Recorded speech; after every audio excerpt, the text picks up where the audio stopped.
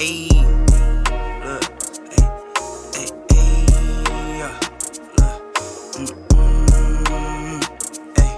I'm in the lab like Dexter, brand new batch he tested. I'm with all the extras, don't try and bitch, I'm pressure. I'm the type to step on steppers, I'm the type to step on steppers, I'm the type to step on steppers, I'm the type to step on steppers. Let's go ahead and move on to the Jacksonville Jaguars and their hype. This is something I've actually been wanting to talk about for quite some time now. These guys, the Jacksonville Jaguars, were a team that finished the season 9-8 last year, found themselves sneaking into the playoffs after reeling off a chunk of wins towards the end of the season, peaking at the right time. They also won themselves a playoff game in dramatic fashion, coming back against that home game versus the Los Angeles Chargers. But for right now, they're considered one of the top teams in the AFC. They're not Super Bowl contenders, but they are playoff contenders. So I guess my question to you guys would be, should people buy into the Jacksonville Jaguars hype? 100%. I think people should. I mean, this is all really dependent, especially offensively, on the. If this is the version of Calvin Ridley, what version are we going to be getting? Are we going to be getting that 2020 version? Because people don't understand a guy who's been absent for football for that long. He could be extremely rusty. It could be a tough task for him to return to that version. But if I do expect Calvin Ridley to return to that 2020 version where he had about 1,300 yards and 9 touchdowns, and that elevates his offense a lot more. Now you have an offense that has Travis Etienne, you have Evan Ingram, you have Zay Jones, you have Christian Kirk, and you have Calvin Ridley. And of course, Trevor Lawrence is at the helm of it. He's the guy that's leading the charge. I think that's a super pass-heavy attack that allows them versatility with Travis Etienne, who's a pass-catching back, and he's a good runner as well. I think he averaged about 5 yards a carry. So this offense, to me, it's gonna boom. It's one of those offenses I think are gonna be one of the best in the NFL. So last season, it was a combination of course, Doug Peterson. It's a new head coach, new system. Travis Etienne was coming back from his injury. This team was attempting to get back to or trying to figure out their way. They're 3-7 before their bye, and then they started reeling off wins. Trevor Lawrence really started to pick up his play, and so I am confident in this team. I do think people should buy into the hype for the Jacksonville Jaguars, especially with Calvin Ridley, picking up someone like Calvin Ridley. I mean, this guy can end up being a top 10 wide receiver this season. I do think his talent wise he is there, but he can establish himself firmly in that group. I believe people should buy into this hype. Extremely young team, fantastic coach they have. They're building on that offense, especially with Calvin Ridley coming in this year. And last year, Trevor Lawrence, people had questions about him. I think it was like, week 8, week 9 after they faced the Eagles and they lost that game. And they're like, is he that type of person? Can he pick up the slack? Can he, show us that he's that quarterback that can take that next level step? He did that the rest of the season, and he showed that first playoff game against the Chargers. So for me, I feel like, just getting the addition of Calvin Ridley, the offense just meshing again together with Zay Jones there, with Travis Etienne, and even Evan Ingram. Evan Ingram came back, and he looked like he looked like a top 5 tight end on that team. And I just feel like once they get that consistency and once they get more practices under belt, that offense it's a fire offense. And defense, especially, they can build on that. They have a fantastic young corner named Tyson Campbell. They need what's his name to take a leap though. Trayvon Walker. Yeah, Trayvon Walker. We talked about that pick last year. Them taking him first pick. You got to produce as a first pick. You can't have 1-2 games that you're fantastic and then a 6-game drought, 7-game drought, and then show up another game. You got to be there all 17 games of the season. You got to be that young star that they drafted, that number 1 pick. So for me, if he comes in this year and he shows that off, they got a team that can compete. Maybe Tyson Campbell's a good mention too. He's nice. Tyson Campbell's a nice cornerback. So they got stuff to build on, and they're a young team. We don't expect Super Bowl from them immediately, but in a couple of years, I do expect the Super Bowl from that young team. So we'll see. And I think it's what's his name, Josh Allen's contract year. Josh Allen, the DNA. He's been phenomenal on that team too. He's been hooping. So players on contract years, they tend to eat. They want to get paid. So expect him to come out the gates firing. And I'll buy into the hype in this team.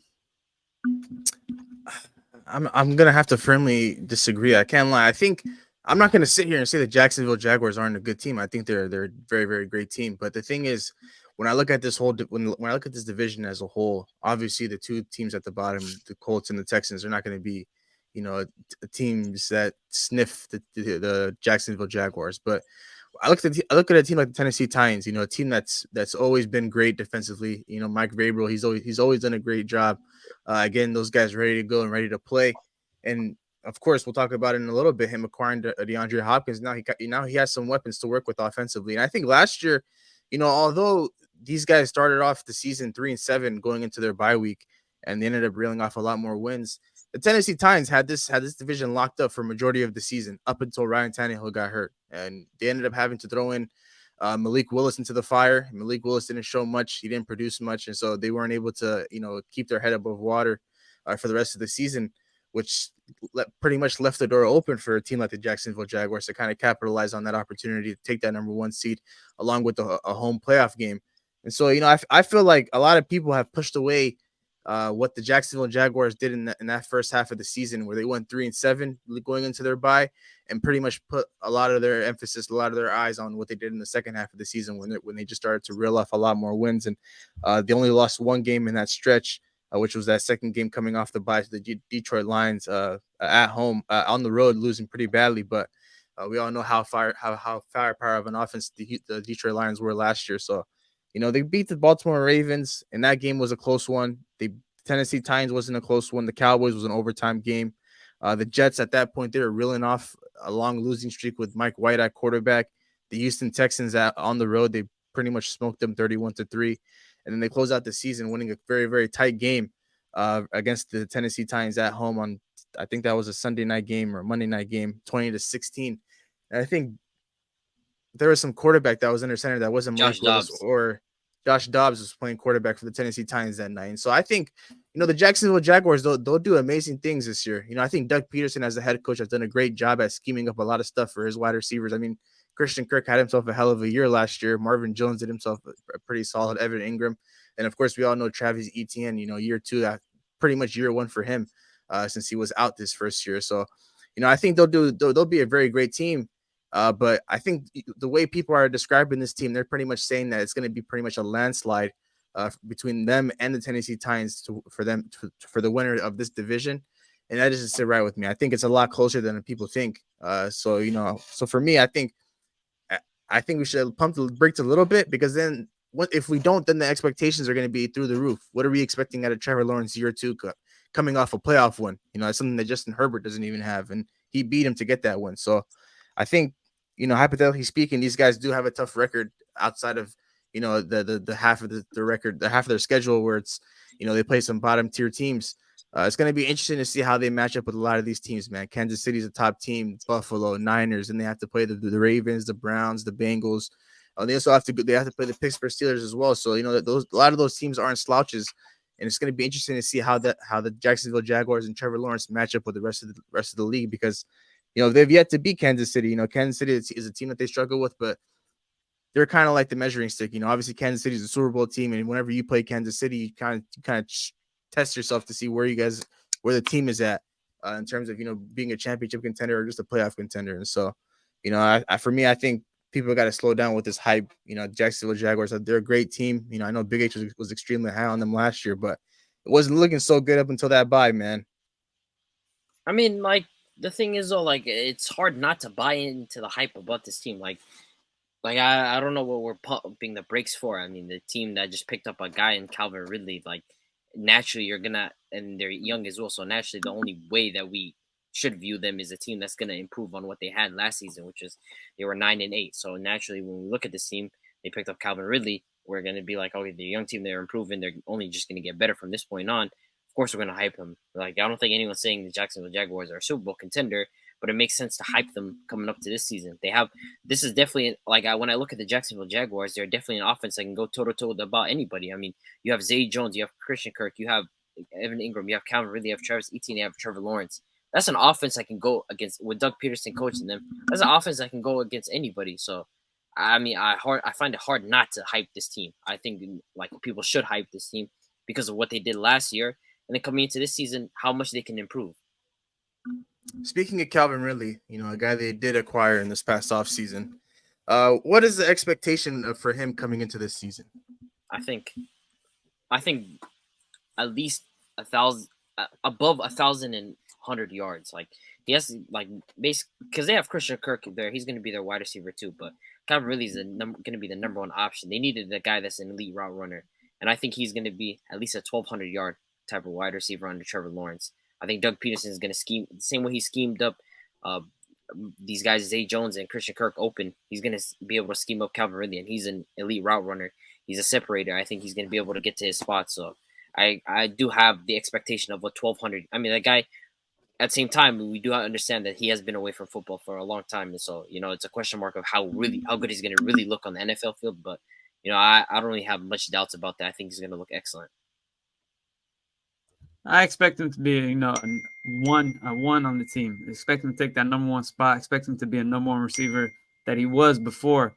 And him being off for 2 years, I feel like mentally and health-wise, he's healthy. He's coming back into football in prime shape, prime health. We've seen the little videos on Twitter and everything, the explosive speed, his get off, the route running ability. I feel like he's gonna have a phenomenal year. Abdi said 1,100 yards, 1,200 yards. I believe 1,200 yards. Christian Kirk is a true slot receiver, so it doesn't take anything away from him.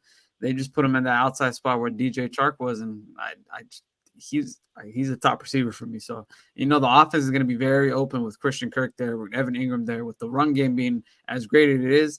They're going to have a lot of options, and there's going to be a lot of one-on-ones left on the field for them. So, I expect Calvin Ridley to eat. I expect him to be the number 1 receiver he was before, and I expect him to have a great season.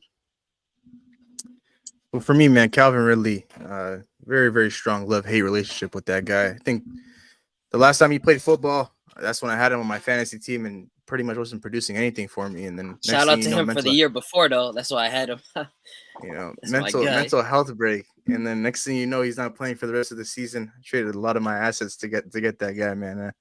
I handed a championship to somebody we know. But, I think Calvin Ridley, it's just going to be interesting to see how he's going to look, being away from football for so long. Obviously we saw it with Deshaun Watson last year, towards the end of the season where he came back and he didn't look so great.